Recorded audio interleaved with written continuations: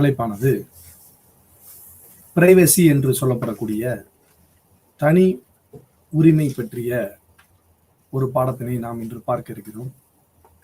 பல்வேறு விதமான கருத்துக்களை உள்ளடக்கிய பகுதிகளாக நாம் தொடர்ந்து ஒவ்வொரு பகுதிகளாக பார்த்து வருகிறோம்.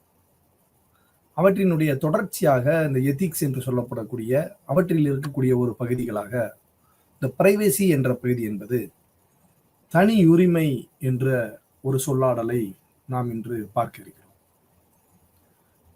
குறிப்பாக பிரைவசி என்றால் நாம் அனைவரும் இந்த லோன்லினஸ், சிங்கிள்னஸ் என்று சொல்லப்படக்கூடிய ஒரு தனிமையான ஒரு தனிமைப்படுத்துதல் என்ற ஒரு வார்த்தையை நாம் புழக்கத்தில் வைத்திருக்கிறோம்.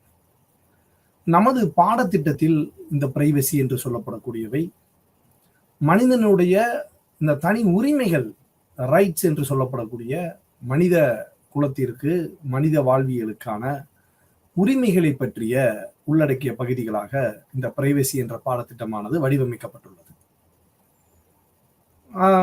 நமது அன்றாட வாழ்வில் சொல்லப்படக்கூடிய பிரைவசி என்று சொல்லப்படக்கூடிய தனிமை, என்னுடைய பிரைவசியை நீங்க டிஸ்டர்ப் பண்ணாதீங்க அப்படின்னு பணியிடங்கள்ல சொல்லக்கூடியவை போன்றவைகள் எல்லாம் நாம் அதனோடு தொடர்பு உடையவர்களாக இருந்தாலும் கூட ஒரு தத்துவ சிந்தனையுடன் இந்த பிரைவசியை நாம் எவ்வாறு அணுகுவது என்ற ஒரு சிக்கல் என்பது மிக கடினமான ஒன்றாக தெரியப்படுகிறது. அப்பொழுது இந்த பிரைவசி என்று சொல்லப்படக்கூடிய சொல்லாடல் ஹிஸ்டாரிக்கலாக, வரலாற்று ரீதியாக எவ்வாறாக நாம் இந்த தனி உரிமையினை பார்க்க இருக்கிறோம் என்ற ஒரு பகுதிகளாகவும், அடுத்ததாக த பிலாசபிக்கல் கான்செப்ட் ஆஃப் பிரைவசி என்று சொல்லப்படக்கூடிய தத்துவார்த்த சிந்தனைகளின் மூலமாக இந்த தனி உரிமை என்பது எவ்வாறு கிடைக்கிறது, எவ்வாறு தேவைப்படுகிறது என்ற ஒன்றும், லீகல் என்று சொல்லப்படக்கூடிய சட்ட ரீதியாக மனிதர்களுக்கு, மனித குலத்திற்கு எவ்வாறு இந்த பிரைவசி தேவைப்படுகிறது என்பதை இந்த பகுதி என்பது உள்ளடக்கியுள்ளது. பொதுவாக சுச்சுவேஷனல் பிரைவசி என்ற ஒரு சொல்லாடலும் இந்த பிரைவசிக்கு உண்டு. சந்தர்ப்பவாத இந்த தனி உரிமை, சந்தர்ப்பங்களில் ஏற்படக்கூடிய தனி உரிமை என்று கூட நாம் வைத்துக் கொள்ளலாம். அப்ப இந்த தனி உரிமை என்பது மனிதருக்கு எவ்வாறாக சூழல்களிலெல்லாம் தேவைப்படுகிறது,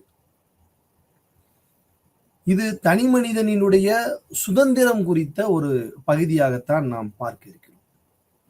அதே சூழலில் தகவல் பரிமாற்றம் கூட நாம் இந்த பிரைவசி என்ற சொல்லாடலில் நாம் உள்ளடக்கி விடலாம். ஏனெனில் குறிப்பாக கூட நாம் அனைவருக்கும் தெரிந்த ஒன்று, பொதுவாக ஆதார் என்ற ஒரு அமைப்பு என்பது இன்று அனைத்து இந்திய குடிமக்களாகிய அனைவருக்கும் ஆதார் எண் என்பது வழங்கப்பட்டு விட்டது. இந்த ஆதார் என்பதில் கூட இன்று சர்ச்சைகள் நிறைய கிளம்பியுள்ளது. அப்ப இது கூட ஒரு தனி மனிதனுடைய பிரைவசியில வருதா என்ற நிறைய கருத்தாடல்கள், கருத்து சொல்லாடல்கள் எல்லாம் இன்று நமது நாட்டில் மிக விமர்சனப்படுத்தப்பட்டுள்ளது ஒருதாக நாம் கருதுகிறோம். அப்ப இன்றைய சூழலில் ஒரு தனி மனிதனுக்கு எவ்வாறான முறைகளில் தனி உரிமை தேவைப்படுகிறது, அந்த தனி உரிமை என்பது உறுதி செய்யப்படுகிறதா என்றெல்லாம் நாம் பார்க்கையில், நமது இந்திய அரசியல் சட்டமைப்பு கூட இந்த பிரைவசி என்ற ஒரு தனித்துவத்திற்காக சட்டம் ஆர்டிகல் 21 என்ற பிரிவில் நிறைய கருத்துக்களை நமக்கு வழங்கி வருகிறது. எவ்வாறெல்லாம் மனிதர்களுக்கு இந்த தனி உரிமை என்பது வழங்கப்பட வேண்டும், இந்த தனி உரிமை எத்தனை பகுதிகளாக எந்தெந்த இடங்களில் தேவைப்படுகிறது, அவர்களுடைய தகவல்கள் எவ்வாறு பரிமாற்றங்கள் செய்யப்பட வேண்டும், அவர்கள் தகவல் பரிமாற்றம் என்பது அவர்களுடைய சம்மதத்தின் பேரில் செய்வதா போன்ற பல்வேறு விதமான நெறிமுறைகளை உள்ளடக்கி சட்டப்பிரிவாகவே நமது இந்திய அரசியலமைப்பு சட்டத்தில் இந்த பிரைவசி குறித்த கடுமையான விவாதங்களும் அதற்கான சட்டங்களும் கூட இயற்றப்பட்டுள்ளது. அப்ப இன்றைய அன்றாட சூழலில் இந்த தனித்துவம் மிக்க ஒரு தனி உரிமை என்பது ஒவ்வொரு மனிதனுக்கும் தேவைப்படக்கூடிய ஒன்றாக கருதப்படுகிறது.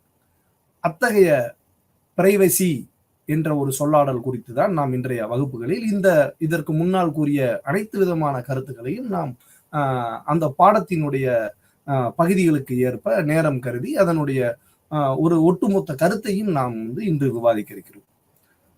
முதலாவதாக, the privacy is a fundamental human right that underpins freedom of association, thought and expression, as well as freedom from discrimination. But it is hard to define. Different countries, other different views. As to individuals, generally speaking, privacy includes the right to be free from interference and intrusion அப்படின்னு சொல்றாங்க. என்ன இதனுடைய தமிழாக்கம் என்று பார்த்தீர்கள், தனியுரிமை என்பது ஒரு அடிப்படை மனிதனுடைய உரிமையாக கருதப்படுகிறது. இவை ஒரு அசோசியேஷன் என்று சொல்லப்படக்கூடிய சங்கமாக இருந்தாலும் சரி, மனிதனுடைய சிந்தனைகளாக இருந்தாலும் சரி, அல்லது அவனுடைய கருத்துக்களுடைய சுதந்திரமாக இருந்தாலும் சரி, டிஸ்கிரிமினேஷன் என்று சொல்லப்படக்கூடிய பாகுபாட்டுகளில் இருந்து கிடைக்கக்கூடிய சுதந்திரம் ஆகியவற்றை கொண்டுள்ளது. இந்த பிரைவேசி என்பதை தனி உரிமை அப்படின்றத ஒரு சொல்லாடல ஒரு மனிதனுக்கு இது போன்ற அந்த பாகுபாடு சுதந்திரம், கருத்து சுதந்திரம், இதெல்லாம் ஒரு ஒரு வரையறைப்படுத்த முடியுமான்னா வரையறைப்படுத்துவது என்பது கடினமான ஒன்று அப்படின்றது சொல்றாங்க. இது நாடுகளுக்கு நாடுகள் இடையே பல்வேறு விதமான கருத்து முரண்பாடுகளும் இந்த தனி உரிமை பற்றிய விவாதங்கள் என்பது தொடர்கிறது. ஆனால் இது ஒட்டுமொத்தமாக இந்த பிரைவசி என்று சொல்லப்படுவது என்ன சொல்லுகிறது அப்படின்னா, இந்த உரிமைகளை, தனி உரிமைகளினுடைய உரிமைகளை உள்ளடக்குகிறது. இவை தனிநபரின் மீதான மற்றவர்களுடைய குறுக்கீடுகளையும் மற்றும் அவர்களுக்கு தெரியாமலே அவர்களுடைய தகவல்கள் போன்றவைகளுடைய ஊடுருவல்களை தடுக்கிறது. இந்த பிரைவசி என்ற ஒரு ஆக்ட் என்பது தடுக்கிறது. ஆனால் இதே சூழல் என்பது மனிதனுக்கு தேவை. எந்த விதமான குறுக்கீடும் தனி மனிதனுக்கு யாரு பிறருடைய குறுக்கீடுகளோ அல்லது இவரை பற்றிய செய்திகளோ போன்றவைகளை அவருடைய அனுமதி இல்லாமல் சொல்லப்படுவது என்பது தடை செய்யப்படுகிறது. மற்றும் அவருக்கு தெரியாமல் எதையும் சொல்லக்கூடாது என்ற ஒரு தனித்துவமான ஒரு உரிமையை வழங்குகிறது என்று நாம் இந்த பிரைவசி என்றால் ஒரு அடிப்படையாக நாம் தெரிந்து கொள்கிறோம். இந்த பிலாசபிக்கல் கான்செப்ட் என்ன சொல்லுது இந்த பிரைவசி அப்படின்னு பார்த்தீங்கன்னா, ஏன்சியன் பீரியட்ல நம்ம கிரீக், இதை பார்க்கறதுக்கு முன்னாடி மிக முக்கியமான ஒரு தத்துவ அறிஞர்களை நம்ம பார்க்கணும். ஏன்னா இந்த பிலாசபிக்கல் கான்செப்ட் ஆஃப் பிரைவசி அப்படின்னு சொல்றப்ப நம்ம சாக்ரட்டிஸ் ரொம்ப முக்கியமா தேவைப்படுது. சாக்ரட்டிஸா இருந்தாலும் சரி, அல்லது அரிஸ்டாட்டிலாக இருந்தாலும் சரி, அல்லது பிளேட்டோவாக இருந்தாலும் சரி, இந்த மூவரை பற்றிய செய்திகள் என்பது ரொம்ப முக்கியமான செய்திகளாக கருதப்படுகிறது. இந்த பிலாசபிக்கல் கான்செப்ட் ஆஃப் பிரைவசியை பற்றி சாக்ரட்டிஸ் ஒரு தத்துவ அறிஞராக இருந்தாலும் கூட தத்துவ சிந்தனைகளை எவ்வாறு மனிதர்களிடையும் வளர்க்க வேண்டும் என்ற ஒரு கருத்து முனைப்போடு இருந்தாலும் கூட அவர் ஒவ்வொரு மனிதனுக்கும் உண்டான உரிமைகளையும், ஒவ்வொரு மனிதன் எவ்வாறெல்லாம் மனிதனுக்கு உண்டான தனித்துவம் என்பது திகழ வேண்டும், ஒரு மனிதனை எவ்வாறு நாம் அப்ரோச் செய்யணும்ன்றதெல்லாம் சாக்ரட்டிஸ் மிக தெளிவாக கூறுகிறார் நமக்கு. அப்ப இந்த பிலாசபிக்கல் கான்செப்ட்ல நம்ம நிறைய பார்த்துருக்கோம். இதுக்கு முன்னாடி உள்ள பகுதிகளுடைய தொடர்ச்சி தான். ஏன்னா இந்த பிரைவேசி என்பது ஒரு பாடமாக இருந்தாலும் கூட தத்துவத்தை பொறுத்தவரையில் பல்வேறு வித பாடங்களினுடைய தொகுப்பு தான். அந்த தொகுப்புகளில் ஒரு பகுதியை நாம் இன்று பார்க்கிறோம். ஆனால் இந்த பகுதியை பார்க்கிற பொழுது இதற்கு முன்னால் உள்ள பகுதிகளினுடைய ரெஃபரன்ஸுகள் எல்லாம் இதுக்கு கண்டிப்பான முறையில தேவைப்படும். ஏன்னா அதுதான் பிலாசபிக்கல் கான்செப்ட் டு த பிரைவசின்ற ஒரு சப்ஜெக்ட் வச்சிருக்கிறாங்க. ஏன், என்ன காரணம் அப்படின்னா, சாக்ரட்டிஸையும் அரிஸ்டாட்டிலையும் அவங்க இதுல உள்ள அந்த பாடத்திட்டத்துல சொல்றாங்க. அப்ப இந்த பிரைவசியில நம்ம ஒரு மிக முக்கியமான சொல்லாடல என்ன சொல்றாரு, unexamined life is not worth living அப்படின்ற ஒரு வார்த்தையை சாக்ரட்டிஸ் கூறுறாரு. அதாவது unexamined life is not worth living அப்படின்றாரு. இந்த மனிதனுடைய இந்த பரிசோதனைக்கு உட்படுத்தப்படாத ஒரு வாழ்வு என்பது அது ஒரு அர்த்தமற்றது அப்படின்ற ஒரு வார்த்தையை சாக்ரட்டிஸ் சொல்றாரு. அப்ப குறிப்பா அவர் என்ன சொல்றாருன்னா, வெர்ச்சுன்ற ஒரு வார்த்தையை பயன்படுத்துறாரு. வெர்ச்சு என்றால் தமிழ்ல நற்பண்புகள் என்று சொல்கிறார்கள். அப்ப இந்த நற்பண்பு என்பதுதான் சிறந்ததாக இருக்க முடியும். இந்த நற்பண்புகள் மூலமாகத்தான் மனிதன் சமுதாயத்தில் ஒரு உயர்வான ஒரு சிந்தனையுடன், உயர்வான எண்ணங்களுடன் வாழ முடியும். அவ்வாறு வாழ வேண்டுமெனில் அவனுக்கான ஒரு தனி உரிமைகளும் தனித்துவமும் தேவைப்படுகிறது. அந்த தனித்துவம் என்பது எதிலிருந்து வருகிறது என்றால் இந்த வெர்ச்சு என்ற ஒரு நற்பண்பில் இருந்து வருகிறது என்ற சாக்ரட்டிஸினுடைய இந்த தத்துவ சிந்தனை தான் பின்னால் வந்த அரிஸ்டாட்டிலாக இருந்தாலும் சரி அல்லது பிளேட்டோவாக இருந்தாலும் சரி அவர்களுடைய காலகட்டங்களில் அவர்களுடைய கருத்துக்களை அவர்கள் முழுக்க சிந்தனையில் ஐடியாஸ் எப்படி எந்த வடிவங்களில் கிடைக்கிறது போன்றவை எல்லாம் இந்த மனிதனுடைய வாழ்வியல் முறையை சரிப்படுத்துவதற்காகவும் அந்த வாழ்வியல் முறைகளை செம்மைப்படுத்துவதற்காகவும் தான் இந்த தனி உரிமை தனித்துவம் என்ற ஒரு தனித்துவம் என்பது வேறு தனி உரிமை என்பது வேறு. ஆனால் இந்த தனி உரிமை என்பது ஒவ்வொரு மனிதனுக்கான ரைட்ஸ் உரிமை. இது வந்து கண்டிப்பாக ஒவ்வொரு மனிதனுக்கும் கிடைக்கப்பட வேண்டிய ஒரு பகுதியாக நாம் கருதுகிறோம். இது வந்து ஒவ்வொரு மனிதன் என்றால் இந்த இந்த சமுதாயத்தில் இந்த உலகத்தில் பிறந்திருக்கக்கூடிய அனைத்து மனிதர்களுக்குமான ஒரு உரிமை. அப்ப இந்த உரிமைகளை சாக்ரட்டிஸ் வந்து இந்த கிரீக் பிலாசபிக்கல் கான்செப்ட்ல வந்து என்ன சொல்லிடுறாங்க அப்படின்னா, ஒரு பொதுவா அவர் வடிவமைக்கிறது வந்து நற்பண்புகளிலிருந்து இதையெல்லாம் பெறப்படுகிறது அப்படின்னு வர்றப்ப நற்பண்புகளிலிருந்து ஒரு இந்த தனி உரிமை என்பது கிடைத்து விடுமா அப்படின்னு நம்ம பார்க்கிறப்ப நம்மளா அதை அனுபவித்துக்கூடிய இந்த தனி உரிமை என்பது கிடையாது. அப்ப இந்த உரிமை என்று வந்துவிட்டாலே அங்கு ஒரு போராட்டம் என்பது நமக்கு தோன்றுகிறது. உரிமை என்பது நாம் இந்த இடத்தில் இருக்கிறோம் என்றால் இந்த இடத்துல வந்து எனக்குரிய பிரைவசி இதுல வந்து நான் மட்டும்தான் இங்க வந்து நான் வந்து இங்க இருந்து நான் கிளாஸ் வந்து நான் அட்டன் பண்ண முடியும். வேற யாரும் வந்து இங்க வந்து குறிக்கிட முடியாது. அப்ப இந்த அமைப்பினுடைய பிரைவசி இது இது என்னுடைய எனக்கான ஒரு பிரைவசி. இந்த இடத்தில் நான் இங்கு ஒரு வகுப்பினை எடுக்கிற பொழுது எனக்கு எந்த விதமான இடையூறுகளும் இல்லாமல் நான் வந்து இந்த இடத்துல நான் கிளாஸ் எடுக்கிறேன் அப்படின்னா இட் இஸ் பிரைவசி என்னுடைய பிரைவசி. இது போல ஒவ்வொரு இடங்களிலும் ஒவ்வொரு விதமான இது வந்து என்ன அப்படின்னா இதைத்தான் வந்து நம்ம என்ன சொல்றோம்னா சுச்சுவேஷனல் பிரைவசின்னு சொல்றோம். இது வந்து ஒரு விதமான பார்வையில வந்து மற்றவர்கள் பார்வையில வந்து எனக்கு வந்து இது வந்து பிரைவசியா தெரியுது. ஆனா மற்றவர்களுடைய பார்வையில் என்ன தெரியலாம், இது என்னடா ஒரு சுதந்திரம் இது இன்னும் ஃப்ரீடம் இல்லாம ஒரு ரூம்குள்ள போட்டு அடைச்சு ஒரு கிளாஸ் எடுக்கிற மாதிரி இருக்கு அப்படின்னு கூட மற்றவர்களுடைய பார்வைக்கு தெரியலாம். ஆனால் இந்த அமைப்பினுடைய ஒரு கட்டுப்பாடு ரெஸ்ட்ரிக்ஷன் இந்த கட்டுப்பாடுல இது போன்ற ஒரு அமைப்பில் வகுப்பெடுத்தால்தான் இது வந்து ஒரு செம்மையாகவும் ஒரு முழுமையான ஒரு வகுப்பாகவும் மாறும் என்பது இந்த இடத்தினுடைய ஒரு பிரைவசி. அது வந்து அது வந்து எந்த ஒரு அமைப்புகளாகவோ எந்த ஒரு கல்வி நிறுவனங்களாகவோ இருக்கலாம். அப்ப ஒவ்வொரு இடத்திற்கான ஒரு பிரைவசி இதுதான் வந்து ரியல் டைம் எக்ஸாம்பிள். அப்ப எனக்கு வந்து அந்த பிரைவசி வந்து என்னுடைய சுதந்திரத்துக்காகவும் என்னுடைய உரிமைகளுக்காகவும் என்னுடைய சந்தோஷத்திற்காகவும் நான் எடுத்துக்கொள்வது கிடையாது.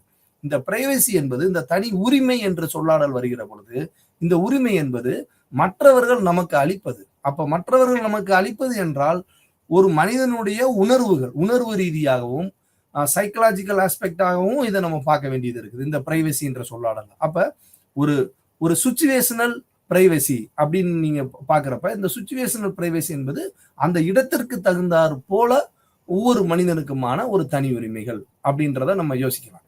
அப்ப இந்த சிந்தனைகள் அனைத்துமே சாக்ரட்டிஸினுடைய காலகட்டத்தில் இருந்து நமக்கு பெறப்பட்டவை. இந்த கிரீக் பிலாசபிக்கல் சிஸ்டத்துல இருந்து தான் வந்து நிறைய சிந்தனைகள் வந்து நமக்கு வந்து கிடைச்சிருக்கு. அப்போ வந்து நீங்க வந்து ரெனே டேக்கார்ட்ஸினுடைய தத்துவ அறிஞர் சொல்லும் போல I think therefore I am அப்படின்னு சொல்லியிருக்காரு. ஒருத்தர் வந்து ஐ எக்ஸி தேர்ஃபோர் ஐ ஆம் இருக்காரு. நான் இருப்பதனால் நான் உணர்கிறேன் அப்படி இருக்கிறாரு. நான் இருக்கிறேன் அதனால நான் உணர்றேன். இன்னொருத்தர் ஐ திங்க் நான் என்னுடைய சிந்தனை நான் சிந்திக்கிறேன் அதனால் நான் இருக்கிறேன் I exist I am therefore I am அப்படின்னு சொல்றாரு. ஐ எக்ஸி ஐ தேர்ஃபோர் ஐ ஆம் அப்படின்றாரு. அப்ப ஒவ்வொருத்தருடைய கருத்துக்கள் வந்து ஒவ்வொரு கருத்துக்களுக்குமான முரண்பாடுகள் இருந்தாலும் கூட அவர்களுடைய அடிப்படை சிந்தனைகள் என்பது வந்து உணர்வு ரீதியாகவும் ஒவ்வொரு தனி மனிதனுடைய சுதந்திரக்காகவும் தனி மனிதனுடைய உரிமைகளை காப்பாற்றுவதற்குமான ஒரு தத்துவ கோட்பாடுகளாகத்தான் இந்த பிலாசபிக்கல் கான்செப்ட் என்பது நமக்கு வந்து இந்த பிரைவசியை கூறுகிறது. அப்ப சாக்ரட்டிஸினுடைய கருத்துக்கள் ஐ திங்க் தேர்ஃபோர் ஐ ஆம் அப்படின்றது வந்து ரெனே டேக்கார்டுடைய கருத்துக்களாக இருந்தாலும் கூட அதை சாக்ரட்டிஸ் சொல்றப்ப virtue is one unexamined life is not worth living அப்படின்ற ஒரு வார்த்தையை வந்து அவர் போடுறாரு. அப்படின்னா எந்த அளவுக்கு வந்து ஒரு மனிதனாக இருந்தாலும் சரி யாராக இருந்தாலும் சரி தன்னை சுய பரிசோதனை என்பது கண்டிப்பாக வேணும். அதைத்தான் வந்து இன்னைக்கு வந்து எத்தனையோ மடங்களும் மடாதிபதிகளும் வந்தாலும் கூட இறுதியா வந்து ஃபைனல் கோல் அப்படின்னு வர்றப்ப என்ன சொல்றாங்க, செல்ஃப் ரியலைசேஷன்றாங்க, நீ உன்னை அறிந்து கொள் அப்படின்றாங்க. அதை வந்து எத்தனையோ ஆண்டுகளுக்கு முன்னாடியே வந்து சாக்ரட்டிஸ் வந்து என்ன சொல்றாரு, unexamined life is not worth living.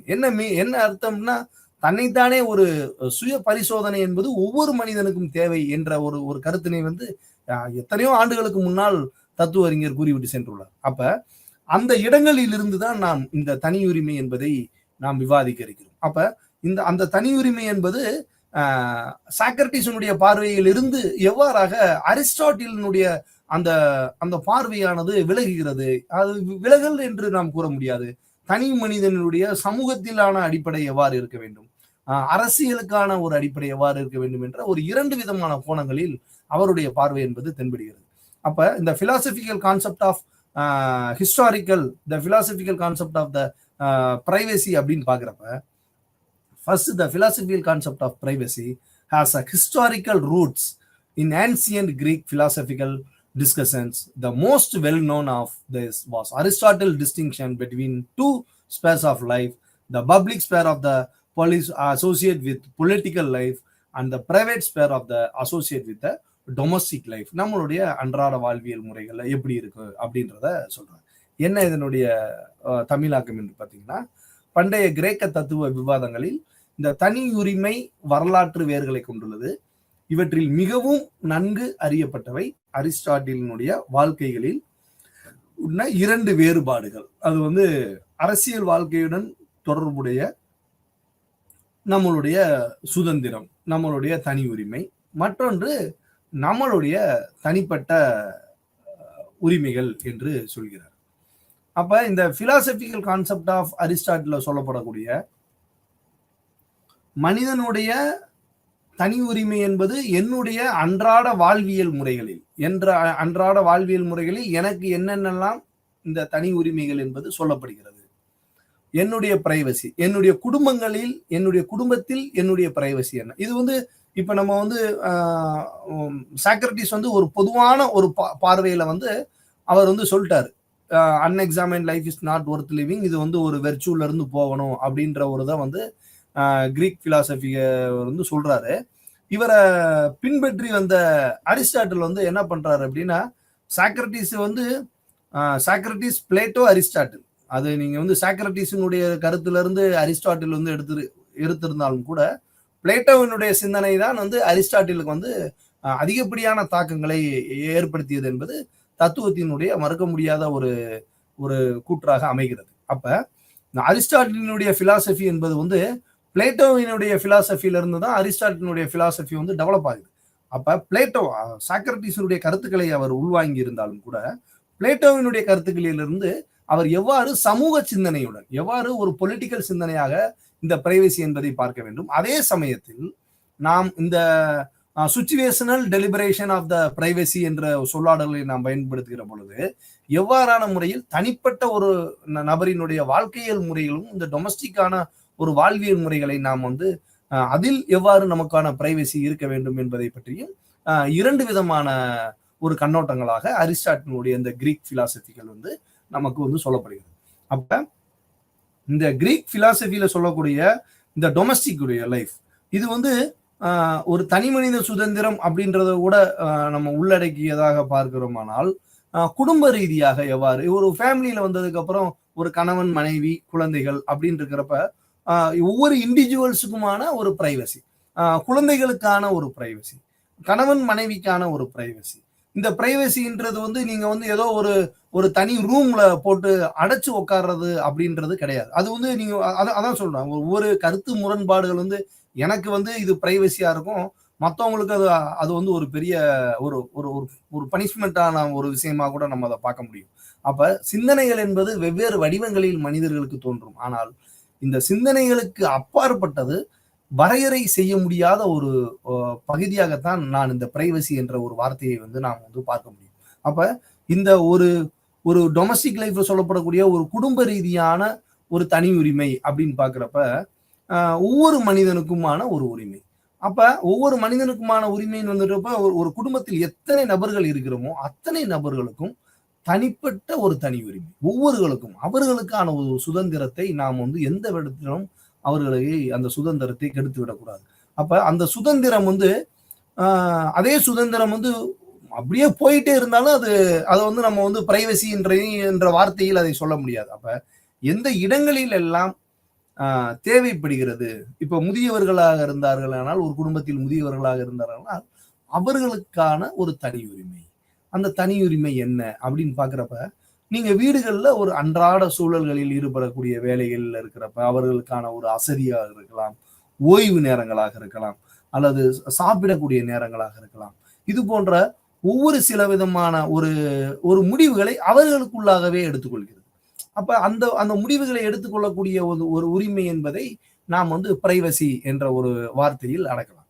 அதுபோல குடும்பங்களில் உள்ள அனைவருக்குமே, அது கணவனுடைய சூழ்நிலைகளாக இருந்தாலும் சரி, அல்லது மனைவியினுடைய விருப்பு வெறுப்புகளாக இருந்தாலும் சரி, குழந்தைகளினுடைய எண்ணங்கள், குழந்தைகளுடைய செயல்பாடுகள், குழந்தைகள் வந்து அவர்களுக்கு உண்டான ஒரு ஒரு உரிமைகளை வந்து கிளைம்டு, எனக்கு வந்து இது வந்து செஞ்சு தரணும் அப்படின்னு வர்றப்ப, எதெல்லாம் வந்து அந்த லிமிட்டேஷனை தான் வந்து நம்ம வந்து வரையறை செய்ய முடியும். அப்ப அந்த அந்த லிமிட்டேஷன் வரையறை செய்யறப்ப எல்லாத்தையும் நம்மளால வந்து கட்டுப்படுத்தி விட முடியாது. அதைத்தான் வந்து சொல்றாங்க, பிரைவசியை வந்து நீங்க வந்து இதுதான் அப்படின்னு சொல்லி நீங்க எதையும் வந்து ஒரு ஒரு பாண்ட் பண்ணி அதை வந்து ஒரு ஒரு கட்டுக்குள்ள வச்சுக்கிற முடியாது. ஏன்னா அது வந்து எப்ப யாருக்கு என்ன மாதிரியான ஒரு ஒரு தனி உரிமை தேவைப்படுகிறது என்பது தெரியாது. அது வந்து மனிதனுடைய மனம் சார்ந்த ஒரு விஷயமாக இருந்தாலும் சரி, ஏற்படக்கூடிய சூழ்நிலைகளுக்கு தகுந்தவாறு கூட இந்த தனி உரிமை என்பது மாறுபடுவதற்கான பல்வேறு விதமான சூழல்கள் உள்ளன. ஏனெனில் ஒரு பணிபுரியக்கூடிய இடங்களில் நாம் வரக்கூடிய சூழல்களுக்கும், அதுதான் வந்து அரிஸ்டாட்டில் வந்து டிஃபரன்ஷியேட் பண்றாரு. எப்படி வந்து ஒரு பொலிட்டிக்கல் ரீதியா நம்மளுடைய அரசியல் சமூக சூழல்களுக்கும் அன்றாட வாழ்வியல் முறைகளுக்குமான ஒரு பிரைவசி அப்படின்னு சொல்றாரு. அப்ப நம்மளுடைய சுதந்திரம் என்பது, இந்த பிரைவசி என்பது, நாம் எவ்வாறு நமது வீடுகளில் எவ்வாறு நமக்கான அந்த தனி உரிமை என்பது தேவைப்படுகிறது, அதே தனி உரிமையினுடைய யதார்த்தத்தை நாம் பணிபுரிகிற இடங்களில் நாம் நினைக்கிறோமா என்றால், கண்டிப்பான முறையில் அதுக்கான சூழல்கள் வந்து பல இடங்களில் மாறுபடுகிறது. அப்ப வீடுகளில் நாம் உணரக்கூடிய தனி உரிமை, அந்த தனித்துவம், தன்மை போன்றவை எல்லாம் நாம் ஈடுபடுவதை அதே செக்டார்ல, அதே அமைப்புல, ஏனெனில் உரிமை என்பது ஒன்றாகத்தானே இருக்க முடியும். அப்ப அந்த உரிமை என்பதை வந்து நான் வந்து வீட்டுல வந்து ஒரு மாதிரி நான் வந்து ஸ்மெல் பண்ணிட்டு அதை வந்து நான் வந்து என்னுடைய பணிபுரிகிற இடத்துல வந்து நான் வந்து அந்த பிரைவசியை வந்து நாம வந்து எதிர்பார்க்க முடியுமா அப்படின்னா அது வந்து தவறு. அப்ப அந்த இடம் தான் வந்து சுச்சுவேஷனல் பிரைவசி அப்படின்னு சொல்றோம். அந்த கான்செப்ட் தான் சுச்சுவேஷனல் பிரைவசி. அப்ப ஒரு தனி மனிதனுக்கான ஒரு தனித்துவமான ஒரு தனி உரிமை என்பது இந்த டொமஸ்டிக்ல இருக்கக்கூடிய ஒரு சூழ்நிலை என்பது ஒரு அபிஷியலா ஒரு இடத்துல வர்றப்ப கண்டிப்பான முறையில் உங்களுடைய அந்த பிரைவசிக்கான ஒரு எண்ணங்களை நீங்கள் அந்த இடத்தில் என்பது அந்த இடத்திற்கு தகுந்தவாறு உங்களுடைய பிரைவசியை நீங்கள் காத்துக்கொள்வீர்கள். அப்ப ஒவ்வொரு இடத்திற்கு இடம் வாழ்வியல் முறைகளில் மனிதனுக்கு என்பது இந்த பிரைவசி, இந்த தனி உரிமை என்பது ஒவ்வொரு இடங்களில் தேவைப்படக்கூடிய ஒன்றாக கருதப்படுகிறது. இதைத்தான் வந்து டூ பார்ட்டா ஒரு இதே சூழல்களை வந்து அவங்க வந்து ஒரு இந்த புற உலகில் எவ்வாறு நம்மளுடைய லைஃப்பை வந்து சேலஞ்ச் பண்ணி வாழ்றது அப்படின்ற ஒரு இது இருக்கு. இப்ப நம்ம சொல்லிட்டோம் குடும்ப ரீதியா எப்படின்னு பார்த்துட்டோம். ஒரு ஒரு ஆபீஸ்ல வந்து நம்மளுடைய நடைமுறைக்கும் வீட்டில் உள்ள நடைமுறை வாழ்வியல் முறைகளுக்கும் வித்தியாசப்படும். நம்ம இங்க வீட்டுல வந்து ரொம்ப கேஷுவலா இருப்போம், கேர்லெஸ். அதே ஒரு தன்மையோட நம்ம பணிபுரியிற இடத்துல இருக்க முடியுமா? முடியாது. அப்ப நம்மளை நாமே கட்டுப்படுத்தி கொண்டு ஒரு ரெஸ்ட்ரிக்ஷன், அந்த ரெஸ்ட்ரிக்ஷனுடைய லெவல்ல தான் அவர் வந்து சாக்ரட்டிஸ் வந்து அந்த வெர்ச்சுன்றார், அந்த நற்பண்புகள் வந்து அந்த பிரைவசியில வந்து கண்டிப்பா தேவைப்படுது அப்படின்றத அவர் வந்து முன்னிறுத்துறாரு. அதை டெவலப் பண்ணி தான் பிளேட்டோவும் அரிஸ்டாட்டிலும் வந்து இதே இந்த பிரைவசி என்பது நம்மளுக்கு நற்பண்புகள் இருந்தாலும் கூட இடத்திற்கு இடமாக நம்மளுடைய அன்றாட வாழ்வியல் முறைகளுக்கான ஒரு தனி உரிமைத்துவமும் பொது வாழ்வியலில் நமக்கான தனி உரிமைத்தன்மை என்பதும் வேறுபடுகிறது. ஆனால் அந்த அந்த அந்த மாற்றம் என்பதை வந்து ஒரு பிக்சடா இதுதான் அப்படின்றத நம்ம சொல்லிவிட முடியாது.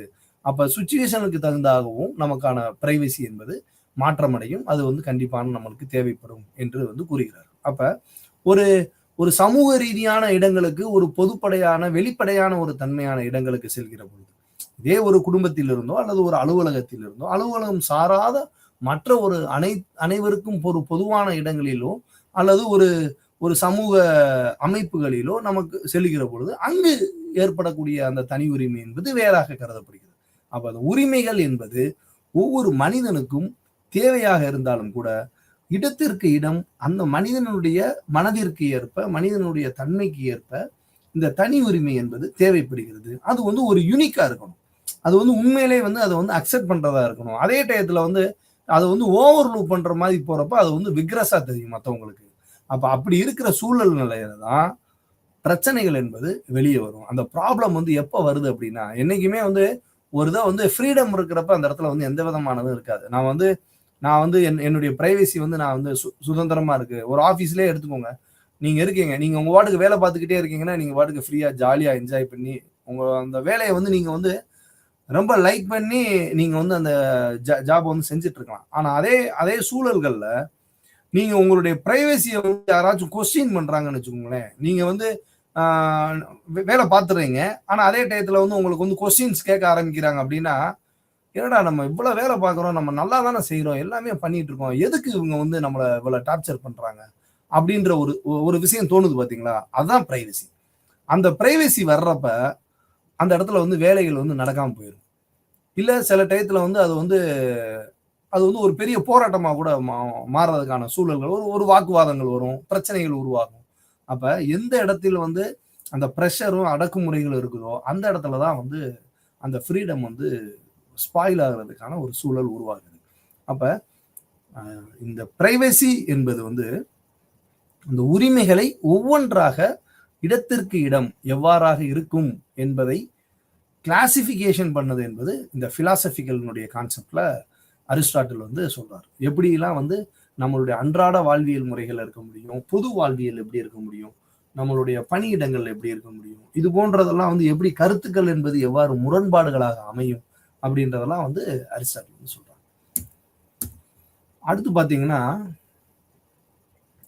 என்னென்ன மாதிரியான பார்வைகளில் நாம் இந்த பிரைவசியை நம்ம பார்க்கிறோம். வந்து நம்ம பார்த்தோம், எல்லா விதமான சூழல்கள்ல பார்க்கிறோம். எப்படி இந்த தத்துவார்த்த பார்வை என்ன இருக்கு அப்படின்னு பாத்தீங்கன்னா, philosophical view on privacy is a normative concept deeply rooted in philosophical, legal, sociological, political and economic traditions அப்படின்னு சொல்றாங்க. என்ன அப்படின்னா, தத்துவார்த்த ரீதியாகவும் சட்டபூர்வமாகவும் சமூக ரீதியாகவும் சமூக பண்பாடு ரீதியாகவும் இந்த பொலிட்டிக்கல் அரசியல் சூழல் ரீதியாகவும் எக்கனாமிக் பொருளாதாரத்தின் கூட இந்த தனி உரிமை என்பதை கொண்டு வர்றாங்க. பிலாசபிக்கல் சிஸ்டத்துல பாருங்க, எக்கனாமிக்கா கூட அவங்க வந்து விட்டு வைக்கல. எக்கனாமிக்லயும் நம்மளுக்கு வந்து அந்த பிரைவசி தன்மை என்பது இருக்கணும் அப்படின்றதுல வந்து சட்டத்துல இருக்கு. அதைத்தான் வந்து ஆர்டிகல் 21 வந்து நம்மளுக்கு வந்து வலியுறுத்துது. அப்ப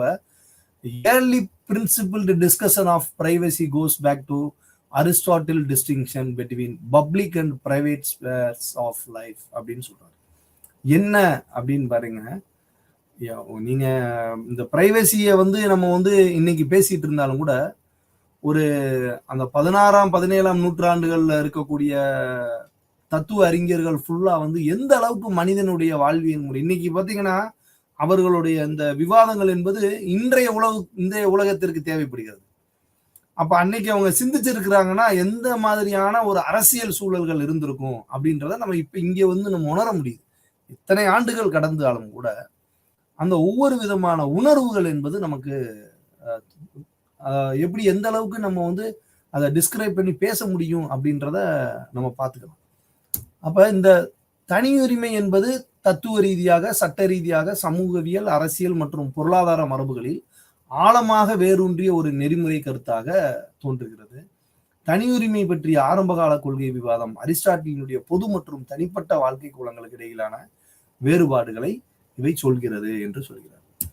அப்ப இந்த அரசியல் ரீதியாகவும் பொருளாதார ரீதியாகவும் எப்படியெல்லாம் வந்து அவங்க வந்து பார்த்துருப்பாங்க அப்படின்றத வந்து நம்ம பார்க்குறோம் அப்படின்னா அடுத்த வகுப்புகளில் வந்து அது பற்றிய ஒரு கருத்துக்கள் வந்து அடுத்த யூனிட்ல இருக்கு. அப்ப நம்ம அது சம்பந்தமான ஒரு விரிவான கருத்துக்களை பார்க்கலாம். இப்போ வந்து அடுத்து சொல்லப்படக்கூடியவை கான்செப்ட் ஆஃப் பிரைவசியினுடைய 2 கான்செப்ட், 2 விதமான கருத்துக்கள் என்ன இந்த தனி உரிமைகள்ல நம்ம பார்க்கிறோம் பொதுவான ஒரு கருத்துக்களா. நாம் பார்க்கப்படுவது. Argue that this because at base the privacy is based on a belief that privacy is instinctually valuable, whereas resources reflect two competing concepts of privacy: dignitary privacy and resource privacy ன்னு சொல்றாங்க. dignitary privacy and resource privacy. dignitary privacy is based on a belief, நம்பிக்கையின் சார்ந்த ஒரு தனி உரிமை. Privacy is a simple a tool that has instrumental value அப்படின்னு சொல்றாங்க. என்ன இதனுடைய தமிழாக்கம் அப்படின்னு பார்த்தீங்கன்னா, தனிமையினுடைய 2 கருத்துக்கள் பிரதிபலிக்கின்றன. ஒன்று, இந்த கண்ணியமான தனியுரிமை மற்றும் வள தனியுரிமை. கண்ணியமான தனியுரிமை என்பது தனியுரிமை உள்ளார்ந்த மதிப்பு மிக்கது என்ற நம்பிக்கையின் அடிப்படையில் அமைந்துள்ளது. அதே சமயம் ஆதார தனியுரிமை என்பது கருவி மதிப்பை கொண்ட ஒரு கருவி என்ற நம்பிக்கையின் அடிப்படையில் அமைந்துள்ளது அப்படின்னு சொல்றாங்க. இது என்ன அப்படின்னு நீங்க பாக்குறீங்க அப்படின்னா,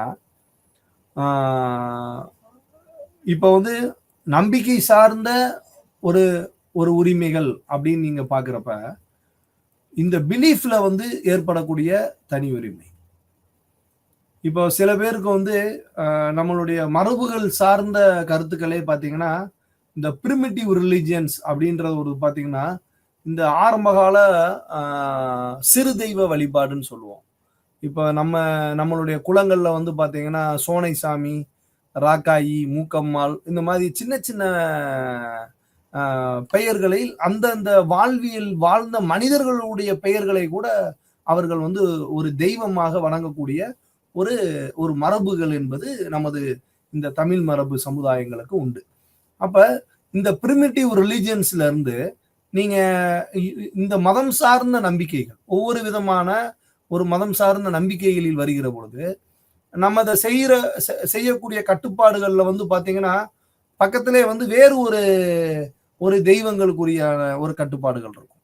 அப்ப 2லையும் பாத்தீங்கன்னா, இப்ப ஐயனார் அப்படின்னு ஒரு உதாரணத்துக்கு நீங்க எடுத்துக்கிட்டீங்க அப்படின்னா, இப்ப பக்கத்துல ஒரு கருப்புசாமி அப்படின்ற ஒரு தெய்வத்தை இவங்க வச்சிருப்பாங்க. சில சமயங்கள் பாத்தீங்கன்னா ஐயனார் கோயில் இருக்கும், கருப்புசாமியும் இருக்கும்.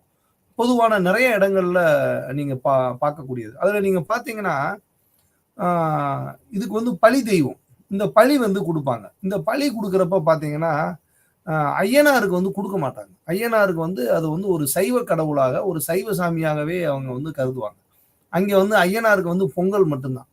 கருப்புசாமிக்கு பாத்தீங்கன்னா ஆடு, கோழி போன்றவை எல்லாம் பலி கொடுப்பாங்க. அப்ப இந்த கருப்புசாமிக்கு ஆடுகள் வெட்டுற சமயத்துல நீங்க பாத்தீங்கன்னா, ரிலீஜியஸ் ஆஸ்பெக்ட்ல இந்த ஐயனார் கோயில்ல சாமி இருக்குது அப்படின்னா, பக்கத்துல வேற வேற இடங்கள்ல இருந்தா தேவையில்ல, அதே இடங்கள்ல ஒரு ஸ்பாட்டுக்குள்ள 2 தெய்வங்களை வச்சு வழிபடக்கூடிய இடங்கள் ஏதாச்சும் இருந்துச்சுன்னா, இங்க பலி கொடுக்கறப்ப என்ன செய்வாங்கன்னா, இதுல ஒரு துண்டை போட்டு மூடிடுவாங்க, ஐயனாரை மூடிடுவாங்க. ஏன்னா அந்த பலியை பார்க்க கூடாது அவர். அப்ப நீங்க 2 விதமான இந்த வழிபாடுகளை உள்ளடக்கிய வழிபாடுகளை பின்பற்றப்படக்கூடிய மனிதர்கள் என்பது அங்க இருப்பாங்க, ஃபுல்லாவே இருப்பாங்க. அப்ப இந்த வழிபாட்டு முறைகள்லே நமக்கிட்ட நிறைய மாற்றங்கள் உள்ளது. அப்ப இதை நீங்க அந்த அந்த இடங்கள்ல அது அவர்களுக்கான ஒரு தனி உரிமை, அந்த பிரைவசி. இது நீங்க ரிலிஜியஸ் ஆஸ்பெக்டான ஒரு பிரைவசி அப்படின்னு பாக்குறப்ப நீங்க இதை பார்க்கலாம். அது ஃபார் இன்ஸ்ட்ருமெண்டல். இது ஒரு ஒரு இதை நீங்க ஏதாச்சும் ஒரு உணர்வுலயே இதுலயே நீங்க அடக்க முடியாது. இது பேசிக் ஆன் இன்ஸ்ட்ருமெண்டல் வேல்யூஸ். இந்த இன்ஸ்ட்ருமெண்டல் ரீதியா நீங்க இதை கற்பனையே பண்ண முடியாது. இது இப்படிதான், இதை நீங்க மாற்ற முடியாது. இதுக்கான ஒரு பிரைவசி என்பது இதுதான். இதுல இருந்து நீங்க விலக முடியாது. அப்ப இதை ஃபுல்லா நம்ம அக்செப்ட் பண்ணிக்கிறணும். அப்ப இந்த மாதிரியான ஒரு கருத்துகளுக்கான ஒரு முரண்பாடுகளும் இந்த இந்த பிரைவசி என்பதுல நிகழுது அப்படின்றது நம்ம பார்க்கணும். அடுத்தபடியாக நம்ம பார்க்க இருக்கக்கூடிய ஹிஸ்டாரிக்கல் கான்செப்ட் ஆஃப் பிரைவசி அப்படின்னு பார்க்கணும். இதுவும் நம்ம இதுல இருந்து தான் எடுக்கிறோம். நம்ம அசோசியேட் டொமஸ்டிக் லைஃப் அப்படின்றதுமே இந்த பிரைவசி ஆஃப் த கிரேக் முன்னாள் பார்த்த philosophical and historical philosophical concept of பிரைவசிலேயே 2 ஒரே விதமான ஒத்து போகக்கூடிய ஒரு சூழல்கள் தான். அடுத்ததாக சட்ட ரீதியாக எவ்வாறாக இந்த பிரைவசி என்பது கையாளப்படுகிறது அப்படின்னு நம்ம பார்த்தோம்னா, Privacy law is a set of the regulation that govern the collection, storage, and utilization of personal information from healthcare, governments, companies, public or private entities or individuals அப்படின்னு சொல்றாங்க. எல்லா விதமான ஒரு கட்டமைப்புகளுக்குமான இந்த சட்டம் என்ன அப்படின்னு பார்த்தீங்கன்னா, தனியுரிமை சட்டம் என்பது சுகாதார பாதுகாப்பு, அரசாங்கங்கள், நிறுவனங்கள், பொது அல்லது தனியார் நிறுவனங்கள் அல்லது தனிநபர்களிடமிருந்து தனிப்பட்ட தகவலை சேகரித்தல், சேமித்தல் மற்றும் பயன்படுத்துதல் ஆகியவற்றை நிர்வகிக்கும் விதிமுறைகளினுடைய தொகுப்பாகும் அப்படின்னு சொல்லுவோம். நம்ம ஏற்கனவே பார்த்தோம், ஆதார் அப்படின்ற ஒரு எக்ஸாம்பிள் வந்து இன்னைக்கு வந்து நம்ம நிறைய கேள்விக்குறி ஆயிட்டு இருக்கு. அப்ப இந்த பிரைவசி ஆஃப் லா என்ன சொல்லுது அப்படின்னு பாத்தீங்கன்னா, இந்த ஆர்டிகல் 21 அப்படின்ற ஒரு சட்டம் தான் வந்து தனி உரிமை சட்டம் அப்படின்னு சொல்றாங்க. இந்த தனி உரிமை சட்டத்துல என்னென்ன மாதிரியான சட்ட பாதுகாப்புகள் இருக்கு அப்படின்னு நீங்க பாத்தீங்கன்னா, இந்த பிரைவசி அப்படின்னு வர்றப்ப அவங்க ஃபர்ஸ்ட் என்ன சொல்றாங்கன்னா, ஹெல்த் கேர் அப்படின்னு சொல்லப்படக்கூடிய இந்த சுகாதாரம் ரீதியான சுகாதார பாதுகாப்பு, ஒவ்வொரு மனிதனுக்குமான சுகாதார பாதுகாப்பு. நமக்கு வந்து இந்த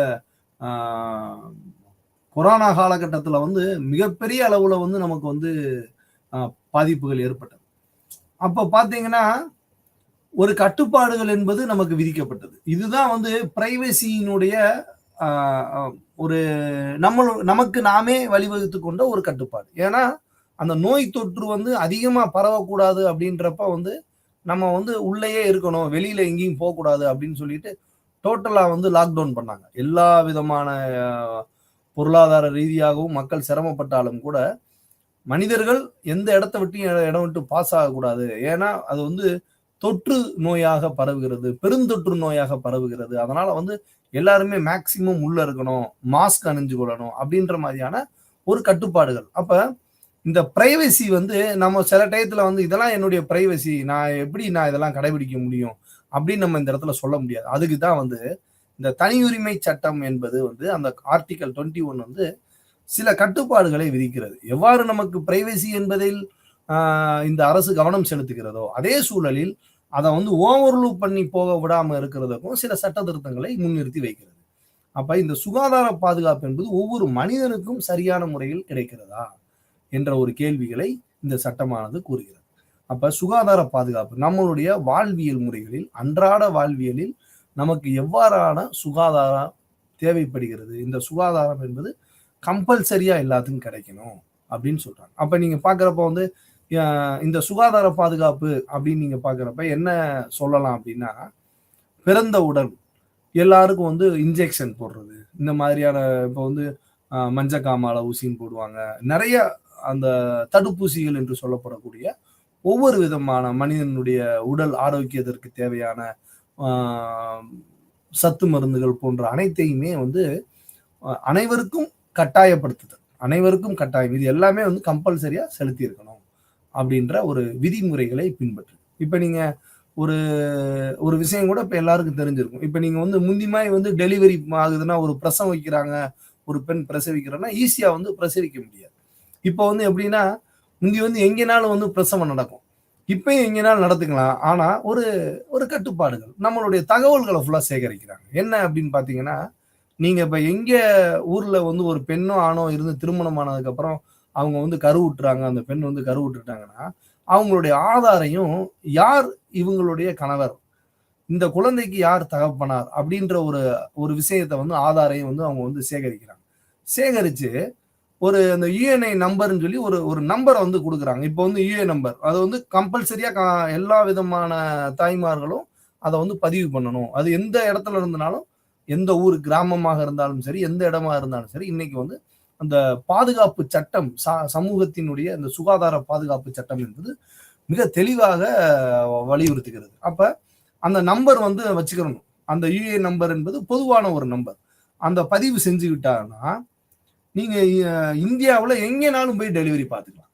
அந்த நம்பர் இல்லைன்னா எந்த ஹாஸ்பிட்டலையும் இப்போ வந்து டெலிவரி பண்ண, அந்த நம்பரை போய் நீங்க உங்க இடத்துல போய் உங்க ஏரியாவில் போய் வாங்கிட்டு வாங்க அப்படின்னு சொல்லிடுவாங்க. அப்போ அது ஃபார் கம்பல்சரி. இப்போ வந்து வீடு வீடா கூட அந்த சோதனைகள் வந்து நடக்குது. இப்போ வந்து ஏதாச்சும் ஒருத்தவங்க வந்து கன்சீவ் ஆயிட்டாங்கன்னா அந்த தகவல்கள் முழுக்க சேகரிக்கப்படுகிறது. அப்ப இது கூட சில சர்ச்சைகளை உள்ளடக்கியது. நீங்க வந்து எங்களுடைய தகவல்களை ஃபுல்லா நீங்க வாங்கிட்டு போறீங்க. இது வந்து நீங்க வேற எதுக்கும் நீங்க பயன்படுத்தி விடக்கூடாது. அப்ப இது போன்ற தகவல்களை எவ்வாறாக பாதுகாக்க வேண்டும் என்ற ஒரு அடிப்படை கருத்துக்களும் ஆர்டிகல் 21 சொல்லப்படுகிறது. அதனுடைய கருத்துக்களில் நிறைய அமெண்ட்மெண்ட்டுகளை பின்பற்றி நிறைய அமெண்ட்மெண்ட்டுகள் வந்து 2009களிலும் 2012களிலும் 2015களிலும் கூட நிறைய சட்ட திருத்தங்களை முன்னிட்டு இன்று வந்து அதனுடைய பேஸ்ல தான் நம்மளுக்கு வந்து இந்த ஆதார் என்ற ஒரு எண் வந்து இன்னைக்கு இந்திய குடிமக்கள் அனைவருக்கும் வழங்கப்பட்டுள்ளது. அப்ப இதனுடைய அடிப்படை தகவல்கள் கூட நம்மளுக்கு சில கருத்து முரண்பாடுகள் ஏற்பட்டுள்ளது. அப்ப இந்த சட்ட பாதுகாப்பு என்பது எவ்வாறெல்லாம் இந்த தனி உரிமை, இந்த பிரைவசிக்கான சட்டம் என்பது, இந்த சுகாதார பாதுகாப்பு என்பது இதுதான். அப்ப ஒவ்வொரு மனிதனுக்குமான பாதுகாப்புகள் அது உடல் ரீதியாகவும் நம்மளுடைய உடல் தூய்மை மற்றும் உடல் ஆரோக்கியம் பற்றிய ஒரு கருத்துக்களை இவை கூறுகிறது. அப்ப அடுத்ததாக சொல்லக்கூடிய அரசாங்கம் மற்றும் நிறுவனங்களுடைய லா என்ன அப்படின்னு பார்த்தீங்கன்னா, நிறுவனங்களுடைய பணி நேரங்கள், அந்த அந்த எம்ப்ளாயிக்கு சொல்லப்படக்கூடிய அந்த தொழிலாளர் என்று சொல்லப்படக்கூடியவருக்கு வந்து எப்படி வந்து அவர்களுடைய உடல் ஆரோக்கியம் மற்றும் அவர்களுடைய குடும்ப ஆரோக்கியம், இப்ப வந்து பிஎஃப்ன்ற ஒரு இது பிடிப்பாங்க. சில நிறுவனங்கள்ல வந்து பாத்தீங்கன்னா அது வந்து பிடிக்க மாட்டாங்க. ஏன்னா அது வந்து அக்கௌண்டபிலிட்டி ஆயிரும் அப்படின்னு சொல்லிட்டு சில நிறுவனங்களை வந்து பிஎஃப் வந்து பிடிக்கிறது கிடையாது. ஆனா அந்த பிஎஃப் பிடிக்கிறதுனால என்ன பலன் அப்படின்னா, அந்த அந்த எம்ப்ளாயி வந்து பணியில் இருக்கிற பொழுதே வந்து ஏதாச்சும் ஒரு ஒரு உடல் நலம் குறைஞ்சு போயிடுறாரு அப்படின்னா அவர் ஒரு தனியா ஒரு இஎஸ்ஐ மருத்துவமனையில சேர்ந்து கொள்ளலாம். அவங்க குடும்பத்துல இருக்கிற நபர்கள் யாருக்காவது உடம்பு முடியாம இருந்தாலும் அவர்கள் வந்து போய் சேர்ந்துக்கலாம். அவருக்கே ஏதாச்சும் உடல்நிலை சரியில்லைன்னா விடுமுறையுடன் கூடிய சம்பளம், அவர் எவ்வளவு சம்பளம் வாங்கினாரோ அதே சம்பளம் வந்து அவர் லீவ்ல இருந்தாலும் கூட அந்த சம்பளத்தை வந்து அந்த நிறுவனம் வழங்கணும் அப்படின்ற பல்வேறு விதமான பாதுகாப்பு சட்டங்கள் எல்லாம் அந்த தொழிலாளர் விதிமுறைகளின் கீழே வந்து வந்தாலும் கூட இது எல்லாமே வந்து பாத்தீங்கன்னா இந்த உரிமைகளினுடைய ஆர்டிகல் 21 தான் வந்து இந்த சட்ட திருத்தங்கள் அனைத்துமே சொல்லப்பட்டிருக்கு. அப்ப இந்த நிறுவனங்கள் எவ்வாறு செயல்பட வேண்டும், ஒவ்வொரு நிறுவனங்களும் எவ்வாறு தொழிலாளர்களுக்கான அந்த தனி உரிமை என்பது வழங்கப்பட வேண்டும் அப்படின்றத வந்து நம்ம சொல்றோம். அதே மாதிரி அரசாங்கத்தின் சார்பாகவும் பல்வேறு விதமான உரிமைகள், ஒவ்வொருத்தவங்களுக்கும் என்னென்ன மாதிரியான சான்றிதழ்களா ஒரு சான்றிதழ்கள் இருந்து கூட நம்ம வந்து இந்த உரிமை என்பதை நம்ம பேசிவிடலாம். ஒவ்வொருத்தவங்களும் வழங்கக்கூடிய சான்றிதழ் இருந்து கூட அரசாங்கம் வந்து நமக்கு எந்த அளவுக்கு வந்து ஒவ்வொரு விதமான சட்ட திருத்தங்களை எல்லாம் நமக்கு அமல்படுத்துகிறது, அமல்படுத்த வேண்டும் என்ற சட்ட கருத்துக்கள் எல்லாம் இதில் உள்ளடக்கியுள்ளது. அப்ப இந்த சட்ட திருத்தங்கள் அனைத்துமே வந்து இந்திய குடிமக்களாகிய ஒவ்வொருவருக்குமே தனிநபர்களுக்கான ஒரு சட்ட திருத்தங்களாகவும் சட்டங்களாகவும் வழிவகுக்கப்படுகிறது. தனிப்பட்ட தகவல்களை சேகரித்தல், சேமித்தல் மற்றும் பயன்படுத்துதல் ஆகியவற்றை நிர்வகிக்கும் விதிமுறைகளினுடைய தொகுப்பு. இதுதான் வந்து இட்ஸ் அ கண்ட்ரோல். ஏன்னா எதையுமே வந்து நம்ம வந்து ஒரு கட்டுப்பாடு இல்லாம போயிருச்சுன்னா அது எல்லா பேருமே வந்து தகவல்கள் திருட்டுன்னு சொல்றோம். டேட்டா வந்து திருடிட்டு போயிட்டாங்க, என்னுடைய தகவல்ல போன்ல ஒட்டு கேட்கிறாங்க அப்படின்னு சொல்றோம். சில செய்திகள்லாம் பார்க்கிறோம். அப்ப இதுதான் அதனுடைய வெளிப்பாடுகள் என்பது இதுதான். அப்ப அந்த தகவல்கள் எல்லாம் பாதுகாக்கப்படுகிறதா, தகவல் இந்த பாதுகாப்புன்றத கூட வந்து நம்ம வந்து இந்த பிரைவசி அப்படின்றத நம்ம உள்ளடக்கலாம். அப்ப இந்த தகவல்கள் அனைத்தும் பாதுகாக்கப்பட வேண்டும் எனில் அந்த பாதுகாக்கக்கூடிய ஒரு அமைப்பு என்பது ஒரு மிக கடினமான ஒரு விஷயம். அப்ப அதை வந்து ஒரு நிர்வகிக்கிறதுக்கான சில சட்ட திருத்தங்கள் வந்து கம்பல்சரியா வந்து தேவைப்படும். அப்ப அதனை வழிவகுக்கிறதுக்கான ஒரு சட்ட திட்டங்களை உருவாக்கி இந்த தனிநபர்களுடைய கருத்துக்களை எல்லாம் சேகரித்தல். திருட்டு என்பது வேறு, சேகரிப்பு என்பது வேறு. சேகரிப்பு என்பது கலெக்ட் பண்றது, திருட்டு என்பது கலெக்ட் பண்ண இடத்துல இருந்து நம்ம எடுத்துட்டு போறது. அப்ப ரெண்டுக்கு வித்தியாசம் இருக்கு. ஆனா இன்னைக்கு சமூகத்துல வந்து என்ன பிரச்சனை ஆகுது அப்படின்னா, என் ரெக்கார்டை ஃபுல்லா எடுத்துக்கிறான் அப்படின்னு சொல்றான். நம்ம கவர்மெண்ட்டை வந்து நம்ம வைகிறோம். ஆனா இன்னைக்கு சூழல்ல பாத்தீங்கன்னா இந்த ஆதார் சிஸ்டம்ன்றது பாத்தீங்கன்னா இன்னைக்கு நிறைய ஒரு பெனிஃபிட்டை வந்து உண்டு பண்ணியிருக்கு. நீங்க வந்து இந்த பிரைவசி அப்படின்றத பாத்தீங்கன்னா இந்த தனி உரிமை அப்படின்ற ஒரு ரீதியா நீங்க பாத்தீங்கன்னா வந்து பாத்தீங்கன்னா ஒரு எக்ஸாம்பிளுக்கு பாத்தீங்கன்னா அன்றாட வாழ்வியல் முறைகள்லேயே நம்ம வச்சு பார்க்கலாம். எக்ஸாம்பிள்ஸ் நீங்க பாத்தீங்கன்னா கேஸ் சிலிண்டர், நம்மளுடைய அந்த சமையல் எரிவாயுக்கு பயன்படுத்தக்கூடிய கேஸ் சிலிண்டர் வந்து முந்தி தீர்ந்துருச்சுன்னா தீர போறதுக்கு முன்னாடியே வந்து நம்ம என்ன செய்வோம்னா ஒரு 20 days 25 days முன்னாடியே நம்ம புக் பண்ணுவோம். புக் பண்ணாதான் சிலிண்டர் கிடைக்கும், இல்லைன்னா கிடைக்காது. டக்குன்னு தீந்துரும், நம்ம ஒவ்வொரு இடமா போய் அலையக்கூடிய ஒரு சூழல்கள் கூட சமூகத்தில் நடைபெற்ற ஒரு சூழல். ஆனா ஒரு யதார்த்தத்தை நம்ம பேசுகிறோம். ஆனா இன்னைக்கு வந்து பாத்தீங்கன்னா இந்த கேஸ் சிலிண்டர் தட்டுப்பாடு என்பது இல்லாம போயிருச்சு. காரணம் என்ன அப்படின்னு பாத்தீங்கன்னா, இந்த சமையல் எரிவாயுல வந்து அவங்க அந்த பிரைவசி சிஸ்டத்துல வந்து இந்த தகவல்கள் சேமிப்பு திட்டத்தின் அடிப்படையில ஆதார் கார்டை லிங்க் பண்ணிட்டாங்க இந்த கேஸ் சிஸ்டத்துல. இந்த கேஸ் சிஸ்டத்துல ஆதார் கார்டை லிங்க் பண்ணனால உங்களுக்கு அன்எக்ஸ்பெக்டடா வந்து யாரு வெளியில இருந்து திருட்டுத்தனமாக இந்த கேஸ் சிலிண்டர்களை வாங்கக்கூடியவர்கள், அதாவது கடை இப்ப நிறுவனங்கள் போன்ற இடங்கள்ல வந்து பாத்தீங்கன்னா கமர்ஷியல் கேஸ்ன்றது. ஏன்னா ஒவ்வொரு சிலிண்டருக்கும் அரசாங்கம் வந்து மத்திய அரசாங்கம் வந்து மானியம் வந்து ஒரு 500 ரூபாயில இருந்து 600 ரூபாய் வரையும் வந்து மானியம் செலவு பண்றாங்க. நம்ம வாங்குற பணத்திலிருந்து ஒரு 400 ரூபாய் 500 ரூபாய் வந்து கவர்மெண்ட் வந்து ஒவ்வொரு சிலிண்டருக்கும் கொடுக்குது. அப்ப இது என்ன பண்றாங்கன்னா சில நிறுவனங்கள் வந்து இந்த சிலிண்டரை வாங்கி அவங்களுடைய கடைகளுக்கு வந்து பயன்படுத்துறது. கடைகள்ல வந்து கம்பல்சரியா வந்து இந்த டொமஸ்டிக் சிலிண்டர்ஸ் வந்து யூஸ் பண்ணக்கூடாது. அங்க வந்து கமர்ஷியல் சிலிண்டர்னே இருக்கு. அந்த கமர்ஷியல் சிலிண்டர்ஸ் தான் வந்து அவங்க வந்து கடைகளுக்கு பயன்படுத்தணும் அப்படின்ற சூழல்ல நிறைய பேர் வந்து பாத்தீங்கன்னா அந்த ஆதார் சிஸ்டத்துக்கு முன்னாடி பாத்தீங்கன்னா வீட்டு சிலிண்டர் தான் எல்லா கடைகள்லயும் இருக்கும்.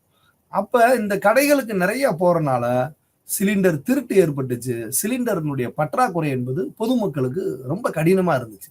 இன்னைக்கு நீங்க பாருங்க, இன்னைக்கு நீங்க காலையில போன் பண்ணீங்கன்னா ஒரு 2 ஹவர்ஸ் 3 ஹவர்ஸ்ல கூட சில நிறுவனங்கள் வந்து உடனே கொண்டு வந்து சிலிண்டர் வந்து கொடுத்துறாங்க. என்ன காரணம் அப்படின்னா தேவைகள் பூர்த்தி செய்யப்பட்டு விட்டது. எதன் அடிப்படையில? இந்த தகவல்கள் சேமித்ததலின் அடிப்படையில இந்த தகவல்கள் எல்லாம் அரசாங்கத்திற்கு போய்விட்டபடியால ஒவ்வொரு ஆதார் கார்டுக்கும் ஒரு சிலிண்டர்ன்ற ஒரு கட்டுப்பாடுகள் சூழ்ந்த காரணத்தினால் யாரும் எந்த விதமான சிலிண்டரை எடுக்க முடியாத ஒரு சூழல் என்பது வந்துவிட்டனால அன்னைக்கும் அதே உற்பத்தி தான், அதே கட்டுப்பாடுகள் தான். ஆனால் இந்த ஆதார் சிஸ்டம் வந்ததுக்கு அப்புறம் நிறைய ரெஸ்ட்ரிக்ஷன் இருந்தனால யாருக்கும் சிலிண்டர்ன்றது டிமாண்ட் இல்லாம போயிருச்சு. இன்னைக்கு பாத்தீங்கன்னா நிறைய கடைகளை பாத்தீங்கன்னா கமர்ஷியல் மட்டும்தான் யூஸ் பண்ணுவாங்க. அப்ப ஒரு திட்டம் என்பது செயல்முறைக்கு வருகிற பொழுது பல்வேறு விதமான இந்த இடர்பாடுகள் இருந்தாலும் கூட இந்த இடர்பாடுகளை வந்து நம்ம எதுக்கு நான் இதை சொல்றேன்னா இஸ் அ சுச்சுவேஷனல் பிரைவசி. எப்படி நம்ம சுச்சுவேஷனல் டெலிபரேஷன்ல வந்து நம்ம இதை பார்க்கிறோம் அப்படின்னா இதைத்தான் சுச்சுவேஷனல் டெலிபரேஷன்ல பார்க்க முடியும். அப்ப இதை வந்து என்னுடைய சுதந்திரத்தை வந்து நீங்க பறிக்கிற மாதிரி என்னுடைய தகவல்களை எங்க தகவல்களை வந்து திருடிட்டு போறீங்க அப்படின்னு சொல்லி நம்ம வந்து இதை வந்து நம்ம வந்து சொல்ல முடியாது. அப்ப நம்மளுடைய திட்டங்கள் நம்மகிட்ட கிடைக்கணும் அப்படின்றப்ப சில கட்டுப்பாடுகள் விதிக்கப்படுகிறது. அந்த கட்டுப்பாடுகளினுடைய ஒரு தன்மையா தான் நம்ம இந்த பிரைவசி வந்து பார்க்கலாம். அப்ப இந்த கருத்துக்களை தான் இந்த சுச்சுவேஷன் டெலிபரேஷன் அப்படின்றத கூட நீங்க இந்த கான்செப்ட் ஆஃப் லால வந்து எப்படி வந்து தனிநபர்களினுடைய அந்த தனிப்பட்ட தகவல்களை சேகரித்தல் மற்றும் சேகரித்ததன் மூலமாக அதை பயன்படுத்துதல் போன்றவைகளை நிர்வகிப்பதற்கான ஒரு உரிமையை இந்த சட்டமானது வழங்குகிறது. அப்ப இந்த பிரைவசியினுடைய சூழல்கள் எவ்வாறெல்லாம் வேறுபடுது அப்படின்றத நம்ம பார்க்கிறோம். இப்போ வந்து பிலாசபிக்கல் கிரிட்டிக் ஆஃப் பிரைவசி அப்படின்னு நீங்க பாத்தீங்கன்னா the analysis finds that there are lacking means to control one's subjection to data extraction that lead to a loss of privacy and autonomy. Second one, social, psychological or cultural influences determine the conception of privacy. Third one, privacy management is individualistic and needs transparency of data processing அப்படின்னு சொல்றாங்க. என்ன அப்படின்னு பாத்தீங்கன்னா தனி உரிமை மற்றும் சுயாட்சி இழப்புக்கு அட்டானமி, இந்த சுயாட்சி இழப்புக்கு வழிவகுக்கும் தரவு பிரித்தெடுப்பிற்கு ஒருவரின் கீழ்ப்படிதலை கட்டுப்படுத்துவதற்கான சில வழிமுறைகளை நாம் வந்து இந்த கிரிட்டிக் ஆஃப் பிரைவசி அப்படின்னு சொல்றோம். என்ன அப்படின்னு பாத்தீங்கன்னா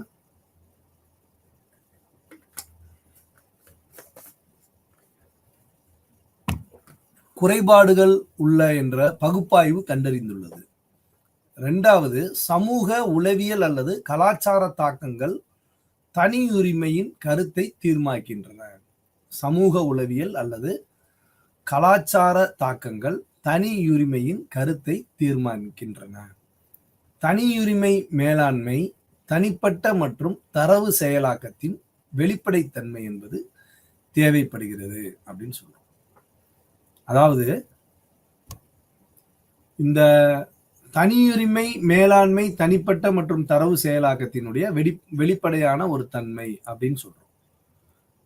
என்ன அப்படின்னா நம்ம இந்த சிஸ்டம்ல தான் ஆதாரிங் சிஸ்டம்ல கூட நம்ம சொல்லிக்கணும், எல்லாமே வந்து டிரான்ஸ்பரன்சியா இருக்கணும். எதுவுமே வந்து ஒரு ஒவ்வொருத்தவங்களது வந்து வெளிப்படைத்தன்மையா இருக்கணும். அப்படின்னா வெளிப்படைத்தன்மைன்னு வர்றப்ப அந்த இடத்துல வந்து ஒரு கட்டுப்பாடுகள் என்பது குறைவதற்கான ஒரு வாய்ப்புகள் நிறைய வந்துடும். அப்ப எந்த இடங்கள்லாம் வந்து பிரச்சனைகள் நம்ம வந்து இந்த தத்துவார்த்த ரீதியாக கிரிட்டிக் அந்த பிரைவசி என்பது தனியுரிமை வந்து எந்த இடங்கள் எல்லாம் வந்து நம்ம வந்து ஒரு விதமான சிக்கல்களை சந்திக்கிறது என்பதனால் இந்த மாதிரி தனிப்பட்ட தரவுகள் செயலாக்கத்தினுடைய வெளிப்படைத்தன்மையிலும் சமூக ரீதியான உளவியல் அல்லது கலாச்சார தாக்கங்கள் வந்து தனியுரிமையின் கருத்தை வந்து தீர்மானிக்கிறது அப்படின்னு சொல்றாங்க. என்ன அப்படின்னா ஒரு உளவியல் ரீதியாகவும் சோசியல் ஆஸ்பெக்டாகவும் கலாச்சாரத்தினுடைய ரீதியாகவும் கூட தனி உரிமையினுடைய இந்த கருத்தை வந்து தீர்மானிக்குது அப்படின்னு சொல்றாங்க. இது வந்து சில இடங்கள்ல வந்து சிக்கல்களை ஏற்படுத்துது, தனி உரிமை சுதந்திரத்தினுடைய சிக்கல்களை ஏற்படுத்துகிறது அப்படின்றத அவங்களுடைய கான்செப்டா முன்வைக்கிறாங்க. டிபேட் என்ன இப்ப வாக்குவாதம் நடந்துட்டு இருக்கு, டிபேட் நடந்துட்டு இருக்குன்னா இந்தியாவில் வந்து பாத்தீங்கன்னா controversial new data protection bill which set our rules for use of personal data by private firms and the government has been tabled in India அப்படின்னு சொல்றாங்க. தனியார் நிறுவனங்கள் மற்றும் அரசாங்கத்தால் தனிப்பட்ட தரவுகளை பயன்படுத்துவதற்கான விதிகளை அமைக்கும் சர்ச்சைக்குரிய புதிய தரவு மசோதா பாதுகாப்பு மசோதா என்பது இந்தியாவில் வந்து தாக்கல் செய்யப்பட்டுள்ளது. இப்போதைக்கு இந்த பாடத்தில் திட்டத்தின் அடிப்படையில் என்ன பிரைவசியில இந்திய அளவிலான ஒரு டிபேட் என்ன, இந்த பிரைவசி குறித்த இந்த தனி உரிமை குறித்த கருத்துக்களில் இந்திய அளவிலான விவாதங்கள் என்று பார்க்கையில் பாதுகாப்பு மசோதாவாக சட்ட மசோதாவாக இதை வந்து இன்று இந்திய அளவில் பாராளுமன்றத்தில் வைக்கப்பட்டுள்ளவை என்னவென்றால் தனி நிறுவனங்கள் மற்றும் அரசாங்கத்தால் தனிப்பட்ட தரவுகளை பயன்படுத்துவதற்கான விதிகளை, இந்த ரூல்ஸ் அண்ட் ரெகுலேஷன்களை வந்து அமைப்பதற்கான ஒரு பில், ஒரு ஃபார்ம் வந்து ரெடி பண்ணி நம்மளுடைய பாராளுமன்றத்துல வந்து விவாதங்களுக்கு வந்து உட்படுத்தப்பட்டுள்ளது. இது வந்து பில்லை மசோதாவாக உருவாகிற பொழுது முழுமையாக எவ்வாறு நம்ம இந்த ஆர்டிகல் 21 என்ற சட்டத்தில் கூட ஒவ்வொரு விதமான அமெண்ட்மெண்ட்டுகள் கொடுக்கப்பட்டுள்ளது. அந்த அமெண்ட்மெண்ட்டுகளில் சட்ட திருத்தங்கள் ஏற்படுத்தப்பட்டு மிக ஒரு பாதுகாப்பான ஒரு அமைப்பிற்கு தேவைப்படுவதற்கான இந்த தகவல்கள் அனைத்தையுமே பயன்படுத்துவதற்கான விதிமுறைகளை, பல்வேறு விதிமுறைகளை தெரியப்படுத்துகிறது. இது சம்பந்தமான விவாதங்கள் நடைபெற்று நமக்கான ஒரு பாதுகாப்புக்கான ஒரு மசோதாவாக இவை வந்து தீர்மானிக்கப்படும் என்ற ஒரு இது வந்து நம்ம பார்க்கிறோம். டேட்டா அண்ட் பிரைவசி என்று பார்க்கிற போது ரொம்ப முக்கியமான ஒரு எவ்வாறு இந்த தனி உரிமைகளில் தகவல் பரிமாற்றங்கள், தகவல் சேமிப்பு போன்றவையெல்லாம் எப்படி இருக்கணும், என்ன மாதிரியான ஒரு சூழல்கள் நமக்கு வந்து சொல்லப்படுகிறது என்று பார்க்கையில data privacy generally means the ability of a person to determine for themselves when, how and to what extent personal information about them is shared with or communicated to others அப்படின்னு சொல்றாங்க.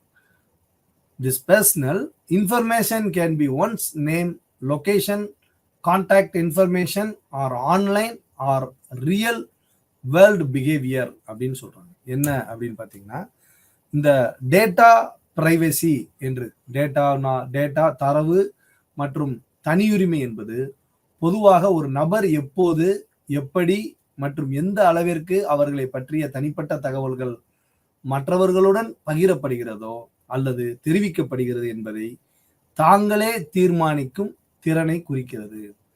இந்த தனிப்பட்ட தகவல்கள் ஒருவரின் பெயர், இருப்பிடம், தொடர்பு தகவல் அல்லது ஆன்லைன் அல்லது நிஜ உலக நடத்தையாக இருக்கலாம் அப்படின்னு சொல்றாங்க. என்ன அப்படின்னா இந்த டேட்டால வந்து டோட்டலா அவங்க சொல்றாங்க என்ன மாதிரியான தரவுகள் ஃபுல்லா இருந்தாலும் ஒரு மனிதன் எந்த இடத்துல இருக்கான், அவனுடைய பெயர், இருப்பிடம் எல்லாமே வந்து நம்மளுக்கு வந்து இப்ப அந்த ஆதார் சிஸ்டம்ல வந்துருது.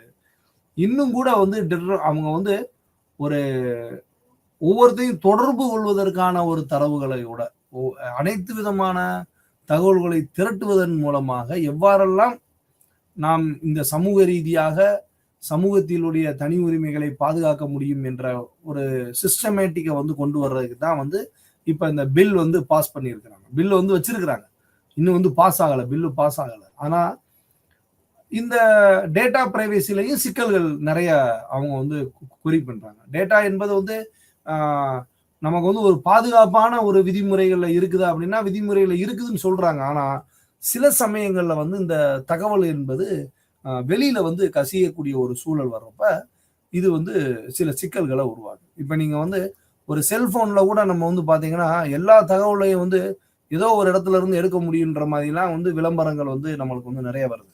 அப்ப எப்படி வந்து இந்த தகவல்களினுடைய திருட்டுகள் நடக்கிறது, இந்த தகவலுடைய திருட்டுகளை எவ்வாறு நாம் தடுக்க முடியும் அப்படின்ற ஒரு இதுதான் வந்து ரொம்ப சேலஞ்சான ஒரு விஷயமா வந்து இன்னைக்கு நம்ம பார்க்கிறோம்.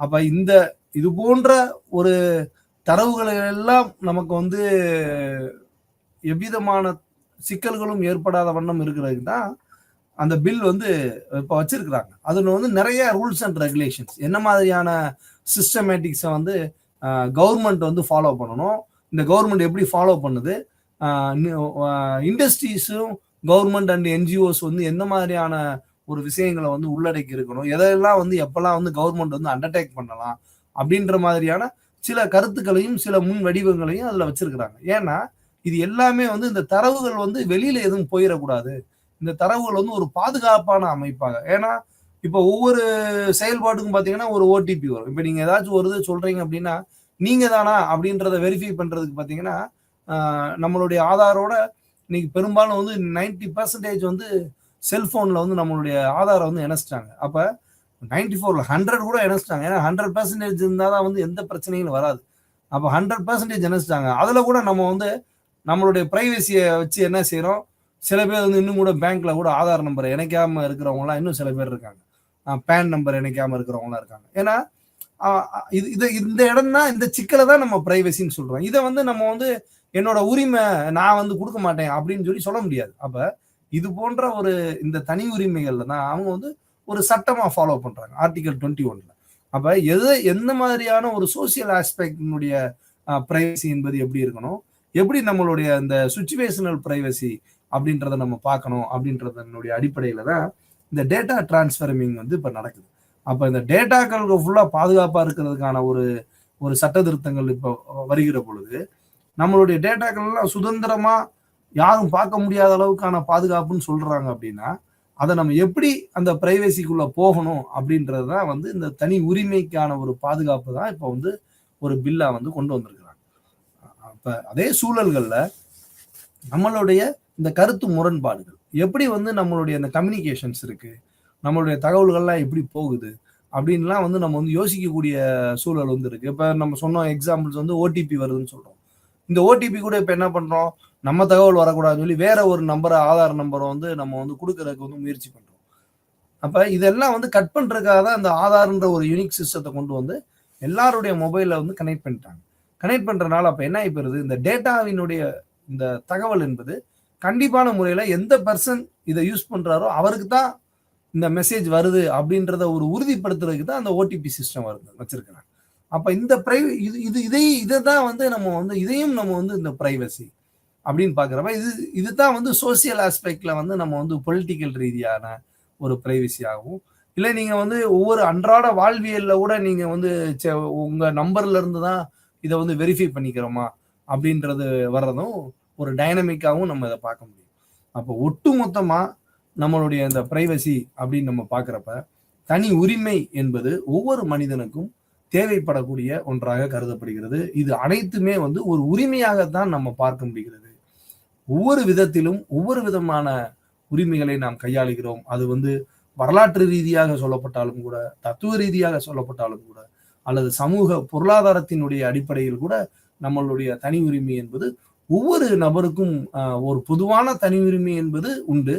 அதே சூழலில் ஒவ்வொரு நபர்களுக்கும் இடத்திற்கு இடம் அந்த பிரைவசி என்பது இது மாறுபடுமா என்றால் நிச்சயமாக ஒவ்வொரு மனிதனுடைய மனநிலைக்கு ஏற்ப கூட இந்த பிரைவசி என்பது மாறுபடுவதற்கான சூழல் உண்டு என்பதை இந்த பாடத்திட்டம் என்பது நமக்கு மிக தெளிவாக வலியுறுத்துகிறது. அப்ப இந்த தனி உரிமையை பின்பற்றி நாம் எவ்வாறு வாழ வேண்டும் என்பதை இந்த பகுதி என்பது தெளிவாக விளக்குகிறது. நன்றி.